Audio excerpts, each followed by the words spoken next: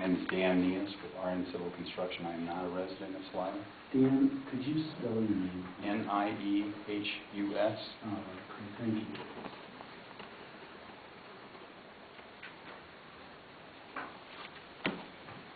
Mayor Rose and council members, thank you for the opportunity to comment on this project. There's a lot I could say. 3 to 5 minutes, I probably can't say as much as I'd like. Perhaps you'll give me a few more minutes. When we were originally scheduled to discuss this project, we had been told that we probably, given our situation, have a little bit more time. I don't know if that's possible, so I can tailor. Otherwise, I need to know what I can and cannot say. But I based my presentation on previous discussions with your attorney, and that might have been incorrect. I thought we were going to be provided a little bit more time, perhaps 5. How much time would you like, Mr. Niehus? I think less than 10 minutes. Can we keep it to 5? I will do my best. All right, thank Somebody you. taps their watch when I'm getting close. I'll let you know. And if I could ask the attorney one question, just because I jotted some notes down, and I want to make sure I heard what you said right. You said that one of the items that's going to be added is covers over the clarifiers. And I was wondering, did you say both the primaries and the secondaries? I believe the recommendation was on the primaries. Primaries only? Okay. I'm passing along information to you. Thank you. As everyone knows, we provided a lot of documentation. I'm not going to go through all that. If you do have any questions, please feel free to interrupt me and ask.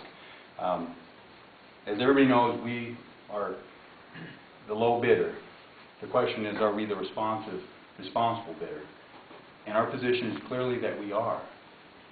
And I believe the fact that USDA would not concur with an award to Moltz is the best evidence there is that they also agree that we are the low, responsible bidder. And I understand the desire to have local contractors. I really do. I grew up in a small town. I understand that. But this is a federally funded job. And in November, we were sent an invitation to bid on this project. We didn't force our way into your community. We were asked by SGM, along with other contractors. They knew our reputation. We had done a couple jobs with them. And they invited us to bid on the project. We fulfilled all the requirements of the specifications. We spent a lot of time and energy on it. And if you read all the documentation that SGM has provided to you, there's nothing wrong with our bid, I believe, other than our zip code, unfortunately. And state law requires that if we're determined to be non-responsible, we are supposed to be notified in writing of that non-responsible status. We've never been notified of that. So again, I would ask that you at least look into the issue with USDA and ask why is it that they would not concur with an award to Moltz. And I know everybody's got a preliminary memo from them stating that they had an issue with awarding to a bidder who was not the low bidder. And they looked at our information and deemed that their opinion was we met all the requirements of the specification. Now that may be not what you wanted, but that's what the specs require. That's what the federal regulations that you guys signed up to when you got the loan and grant require. So in summary, we are the low responsible bidder. I'd like to ask you to ask your attorney, or at some point, I don't think it will happen in this council meeting, but ask whether or not a letter was ever presented to USDA asking if they would concur with an award to RN Civil Construction. I know they haven't provided concurrence. Have they ever been given an opportunity? Because when I talk to them, they say they're not going to take affirmative steps to tell the city what they're going to do. They're waiting for something that is put on their desk that they can approve. They were given a recommendation to award to Moltz. They said we cannot concur with that. I don't know if they were ever given a letter, would you concur with RN Civil? That's a question you can ask your staff. And I would like, when I'm done here, give me one opportunity. I think you do have another option to all of this that would be fair to everyone. Fred has talked about the bid process. I think you do run a risk of damaging your reputation. The bid laws are well established and they're pretty inviolable in this process, in the hard bidding. Everybody knows when you're not low, you're not going to get the job 99.9% of the time. I've lost a lot of jobs. Moltz has lost jobs. We walk away and move on. I've done this for over 20 years between engineering and construction. I have never seen a bid process this drawn out. I understand the issues, but I believe the issue is pretty straightforward. We are the low responsible bidder, and there's certain people that don't want an out-of-town contractor to get this job. The city had options to pursue negotiated directly with Moles. They chose not to do that. That is in the USDA regulations. I don't know if you would have gotten over the hurdles, but that's in the regulations. You had that option. You chose to go with a competitive bid situation. As far as the comments that we have to rebid this project in order to add these components, I respectfully but strongly disagree. It's not uncommon at all to add things into a project by the normal change order process. And I would offer that the cost of delaying this project, the additional engineering, the bid evaluation, and everything else is going to far exceed any savings you're going to get by the competitive bid situation on two components. We've put in a lot of covers on clarifiers. They're just something you spec out and you buy. The city could buy those directly, and they just sit on top of the clarifier. It doesn't require rebidding the project. The tertiary treatment is separate from everything else. It could be negotiated and added to the project. That happens all the time. So there is clearly that option.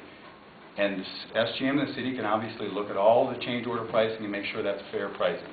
I would offer that to you. I don't agree you're going to have this project back in front of you in 6 to 8 weeks. The memo from your attorney said 6 weeks. 3 weeks to prepare the documents and 3 weeks for the advertisement period. It didn't mention the bid evaluation period, and I hope it doesn't take as long as this one, but what if it does? It doesn't mention that USDA will probably have to review the documents before they even go out to bid, and that CDPHE will probably have to review the documents. So if you add all that time up, it's more than 6 weeks. And there's a couple impacts of that I think you should be aware of. One is, it may seem like it's better because we're starting after the winter. The project, the way we looked at it, we were going to get the concrete work done by next winter to avoid a lot of expensive winter protection on your concrete and your block. This project is going to get pushed into next winter, and that's going to add cost. The other thing is, I don't know if you're aware, you have about $3 million of purchase orders that the city's already issued, executed, and paid a down payment on. And the clock is ticking on those. They have escalation clauses. I've been in contact with one of them, and they've already told me that they're going to look for an escalation if this project gets delayed. That's Siemens. You can contact them. I'm not saying that they would, but there's a concern that you should be aware you have escalation clauses in those contracts. And those contracts were to be assigned to the general contractor. So they're just going to sit in limbo until you pick a general contractor. The $5 million additional cost if you lose the USDA funding, and I'll defer to Mr. Hanlon, but I remember the last meeting, I thought it was discussed, it was $14 million because of the loss of the grant and the higher interest rates amortized over 30 years. I may be incorrect, but I just wanted to point that out. Lastly, the local issue. I'm not local. I'm not going to disparage Moles Construction in any way. They have a good reputation. So do we. We submitted over 14 glowing reference letters. Somebody wanted to look at another one, okay? And I ask you to be fair to us and ask yourself, why is it that the low bidder was the only contractor who somebody wanted to dig up some dirt? And I asked, what message does that send next time around? What if I choose to don't bid this project because I've determined that there's no way I can get fair treatment here? The difference between Moles and Orange Civil is insignificant. And I believe that puts everybody in a situation where it's easy to just say, well, let's just go with Moles, because it's only $7,500. It's usually not that simple. Usually there's more significant dollars. But I ask you to consider that if I don't think we can be treated fairly as a company, and I don't bid this job again, there was $1 million between me and the next bidder. And Moles is a business person.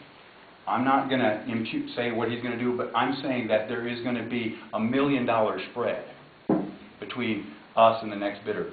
And what do you think a private business might be tempted to do?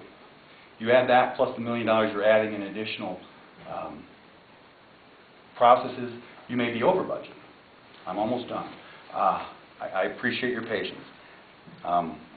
There was obviously, I've gone through 2 years of your council meeting minutes. I've never seen, and obviously it's not